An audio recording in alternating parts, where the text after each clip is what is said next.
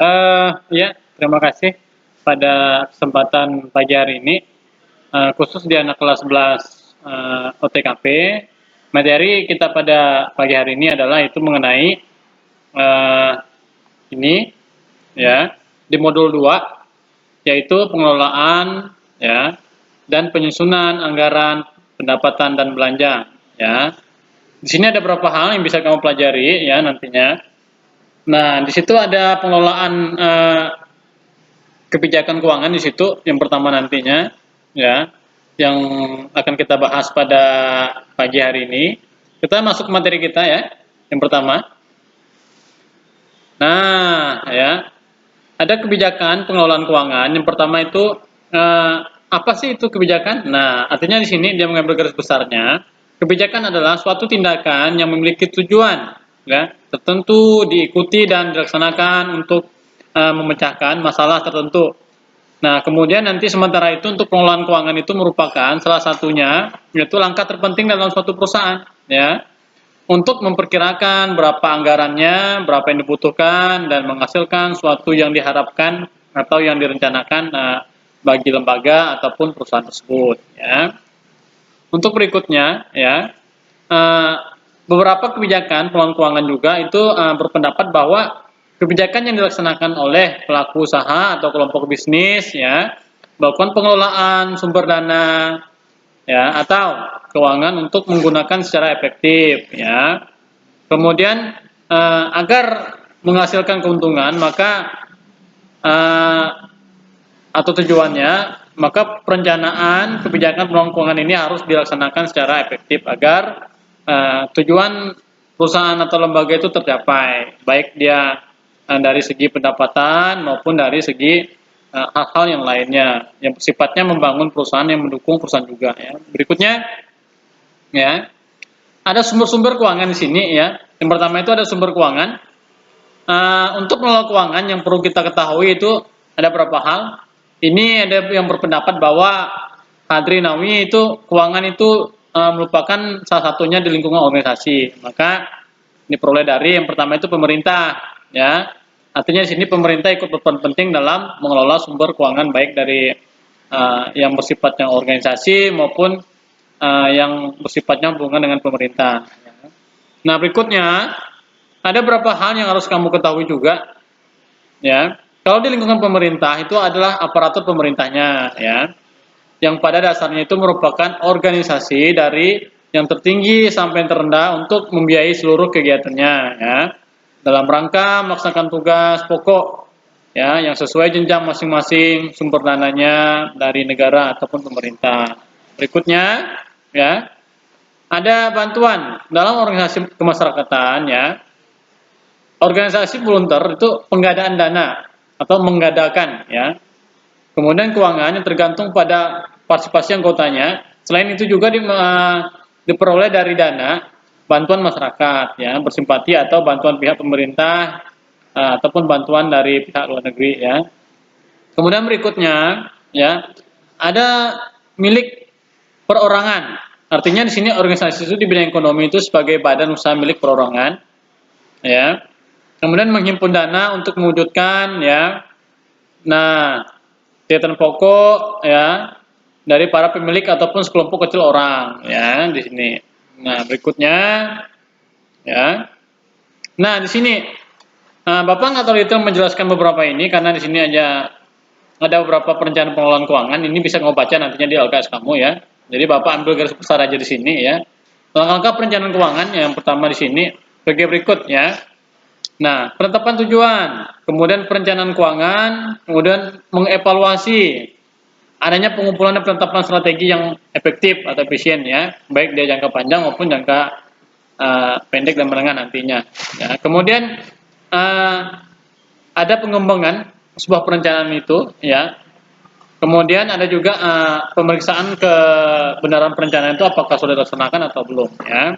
Berikutnya perlu peninjauan kembali, artinya perlu dievaluasi dari semua perencanaan pengelolaan keuangan itu apakah sudah berjalan atau tidak, maka perlunya dievaluasi ya. Artinya sudah efektif belum atau tidak ya. Nah, berikutnya ada fungsi pengelolaan keuangan. Di situ ada beberapa hal ya. Yang pertama, dalam kurun waktu tertentu diadakannya mengoptimalkan berbagai perencanaan kegiatan yang akan dilakukan di situ ya. Nah, berikutnya di nomor 2 ini ya. Nah, pelaksanaan sebuah proyek perencanaan perlu meminimalkan pengembangan ya atau membengkakkan di situ pengeluaran dana yang di kemudian hari ya. Artinya di situ yang harus beberapa hal dalam prinsip pengelolaan keuangan. Kemudian adanya ketersediaan dana yang cukup ya, terencana, kemudian dapat dialokasikan dengan maksimal. Jadi harus ada strategi perencanaan.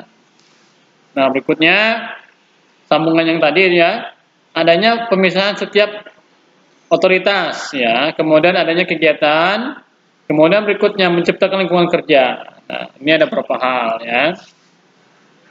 Nah, untuk materi selanjutnya itu masih sambungan yang tadi ya. Ini.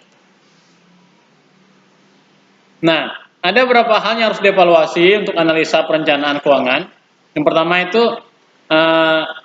pembiayaan perusahaan, ya, kemudian pengeluaran atau pendanaan perusahaannya, kemudian ada pendanaan jangka pendek, kemudian ada pendanaan jangka panjang, ya. Dari hal ini ada beberapa hal yang harus dievaluasi biasanya dalam kegiatan perusahaan, ya, dalam untuk mengatasi hal-hal yang tidak kita inginkan di kemudian hari, maka kegiatan ini dibuat untuk strateginya jangka pendek, menengah, dan jangka panjangnya seperti apa. Itu alternatif perusahaan untuk mengendalikan untuk kemajuan perusahaan tersebut. Ya. Nah, untuk materi berikutnya, ada beberapa hal yang harus menguraikan jenis-jenis kebijakan pengelolaan keuangannya. Ya, di sini. Nah, ada jenis kegiatan pengelolaan keuangan. Yang pertama itu mencari dana. Artinya di sini dia tujuannya itu memperoleh sumber dana, ya, berasal dari internal ataupun eksternal, ya. Kemudian yang keduanya itu menggunakan dana. Kegiatan itu pasti, ya, kalau memiliki perencanaan kegiatan itu memerlukan dana, ya, pastinya seperti itu, ya. Kemudian mengelola aset, ya. Aktivitas ini dilakukan setelah dana itu diperoleh, artinya berinvestasi, ya. Kemudian dialokasikan untuk berbentuknya aset, ya. Nah, hal-hal yang berhubungan dengan kebijakan ekonomi yang pertama, kemudian kebijaksanaan untuk hutang, kemudian kebijaksanaan untuk penghasil. Nah, kemudian kebijaksanaan untuk pengeluaran, kemudian pelaksana, akuntan atau pembukuannya seperti apa nantinya, ya. Di sini Bapak nggak tahu detail menjelaskan, nanti Pak Didik bisa baca slide ini, ya. Nah, berikutnya nanti ada beberapa hal dalam kebijakan ekonomi, artinya dia untuk membantu pengeluaran pemerintah kah, atau pendapatan yang lainnya, ya, baik dia bersifat dalam negeri ataupun luar negeri nantinya. Kemudian kalau dia bersifat utang itu pengeluaran pemerintah, kemudian penghasilan pemerintah pada waktu tertentu nanti akan pemerintah tinjau kembali apakah pelaksanaan ini atau kegiatannya bisa berjalan dengan baik, ya, artinya kebijakan yang dikeluarkan yang bersifat utang ini masih diperlukan atau tidak, ya.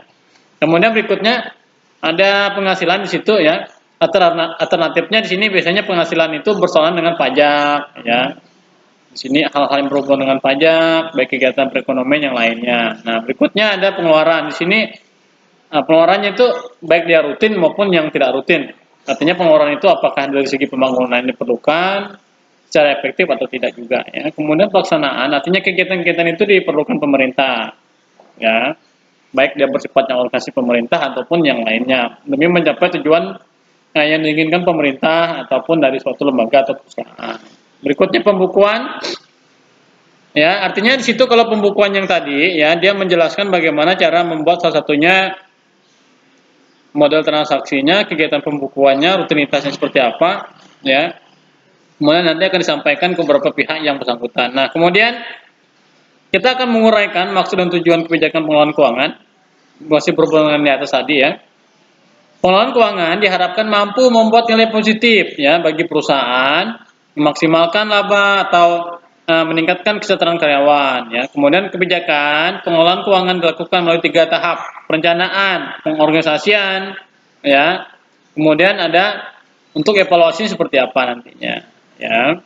Nah, yang pertama itu ada budget, artinya fungsi sebagai pedoman perencanaan kerja, pengorganisasian kerja, alat pengawasan kerja, ya, anggaran yang juga bisa membantu manajemen dalam menjalankan fungsi pengelola keuangan. Nah, Artinya di sini kalau tujuannya mengelola kebijakan ekonominya seperti apa, keuangan seperti apa juga ya. Artinya dikoordinasikan ya, bekerja sama dengan pihak yang bersangkutan. Nah, berikutnya ada maksud dan tujuan kebijakan pengelolaan keuangan. Yang pertama itu memaksimalkan perencanaan kegiatan. Nah, yang keduanya itu mengurangi penggunaan anggaran. Ya. Kemudian yang ketiga, meminimalisasi adanya bentuk-bentuk penyimpangan, artinya mengurangi hal yang tidak kita inginkan. Ya. Kemudian dapat mencapai target perencanaannya lebih efisien, ya karena apa? Ya misalnya dialokasikan dengan maksimal. Ya.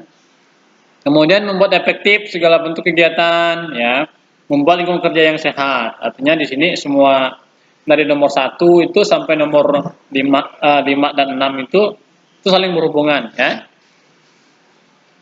Nah, berikutnya ada beberapa hal, ada ciri-ciri kebijakan ekonomi atau keuangan juga di sini bisa kita sebutkan seperti itu. Yang pertama itu kebijakan keuangan dibuat oleh sesama pihak terkait pada organisasi tersebut, ya. Berikutnya kebijakan ya mengelola keuangan dapat diterima oleh semua pihak ya. Kemudian berikutnya kebijakan mengelola keuangan ya tidak merugikan organisasi, artinya tidak merugikan pihak yang lainnya ya. Kemudian berikutnya kebijakan harus dibuat transparan, artinya diketahui dari pihak mana aja nih. Nah, kan seperti itu ya. Kemudian benar-benar memecahkan masalah dalam instansi. Nah, berikutnya yang kelima, yang terakhir itu kebijakan pengelolaan keuangan organisasi berbeda dengan pengelolaan keuangan pada organisasi kecil. Artinya begini, di nomor 5 ini Bapak jelaskan sedikit aja. Kalau organisasi kecil itu model kayak koperasi biasanya seperti itu. Cuma kalau yang bersifatnya pengelolaan keuangannya yang sifatnya besar, ya, artinya perusahaan, ya, lembaga atau yayasan itu juga lumayan tuh saya rasa ya. Kemudian juga ada beberapa hal di situ yang harus kamu ingat juga. Kalau organisasi kecil itu dia lebih mudah, ya karena orang terlibat juga kurang terlalu banyak di situ ya. Kemudian cara penanganan uangnya juga, administrasinya juga tidak terlalu yang bersifatnya susah. Kemudian kalau yang kebijakan pengelolaan keuangan yang bersifatnya besar, artinya di sini perusahaan itu bisa bekerja sama dengan pihak luar negeri ya, ataupun dari pihak internal, eksternalnya seperti apa ya, orang-orang yang pemangku kepentingan yang bersangkutan dengan organisasi ya. Nah berikutnya di sini kita mengklasifikasikan kebutuhan anggaran untuk mengelola keuangan. Yang pertama itu berdasarkan ruang lingkup, ya. Ada 2 jenis anggaran komprehensif apa? Nah, artinya udah ada di situ tuh terangannya. Anggaran perusahaan disusun dengan ruang lingkup yang menyeluruh, ya itu komprehensif namanya. Anggaran parsial, ya artinya anggaran itu perusahaan itu yang disusun dengan ruang lingkup terbatas, yang mencakup bagian dari kegiatan perusahaan. Nah, berikutnya ada yang berdasarkan fleksibilitas. Ada 2 anggaran, itu anggaran tetap, anggaran yang disusun untuk periode waktu tertentu di mana volume sudah tertentu ya, tanpa revisi. Kemudian anggaran variabel, anggaran perusahaan yang volume selalu berubah ya, itu bisa direvisi per periodik nantinya. Kemudian yang berdasarkan jangka waktu, anggaran jangka waktu pendek itu artinya anggaran operasional yang menunjukkan ya karena untuk operasi untuk suatu periode akuntansi 1 tahun ya. Kemudian jangka waktu panjang yaitu anggaran yang menunjukkan rencana investasi dalam dalam 1 tahun anggaran dengan waktu lebih dari 1 tahun ya. Bapak minta maaf, ini ada beberapa pengetikan tulisannya ada yang salah ya. Tahun, kemudian ini ya. Nah, kita kembali ke materi ya. Bersambung yang tadi. Ini Pak rasa nanti kalau ada pertanyaan silakan sampaikan di komen untuk e-learningnya, materinya ya. Apabila kurang lengkap, materinya kurang jelas, artinya kita sama-sama belajar ya di anak kelas 11 TKP. Nah berikutnya untuk absensi dan tugas jangan lupa kamu kirimkan via email Bapak, jangan kirimkan via nomor saya, nanti WA-nya susah nanti ya. Nanti kamu kirimkan tugasnya, kalau yang udah ngerjakan tugas kemarin itu kirimkan ke email saya, jangan lupa ya. Nanti Bapak cantumkan email saya.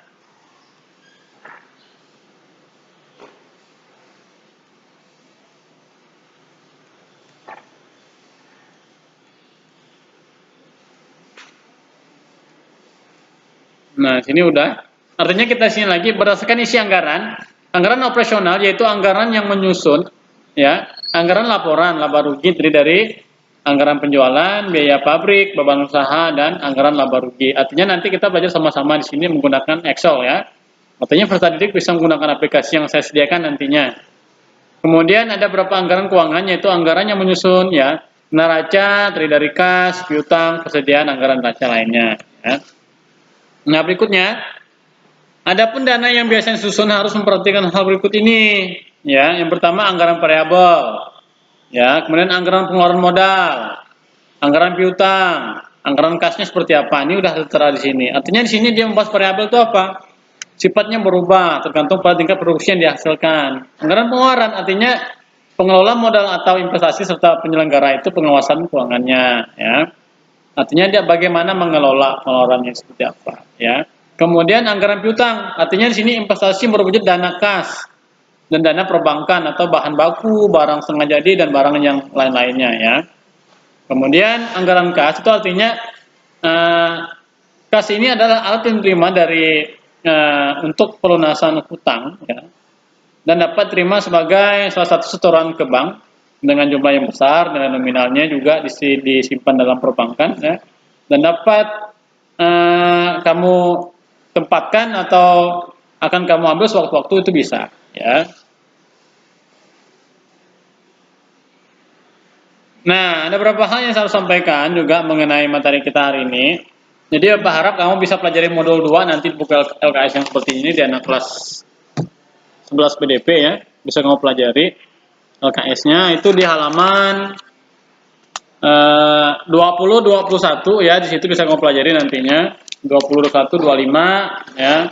Kemudian nanti ada beberapa pertemuan berikutnya kita akan belajar menghitung juga di situ ya. Jadi Pak harap persiapannya juga harus sudah siap untuk peserta didik ya. Nah, mungkin cukup sekian pertemuan kita hari ini ya. Jika ada kata-kata kurang jelas ataupun kurang dimengerti, Bapak minta maaf ya. Artinya kita sama-sama belajar bagaimana peserta didik bisa memberitahukan mana yang lebih efektif atau tidaknya dalam pembelajaran daring seperti ini ya.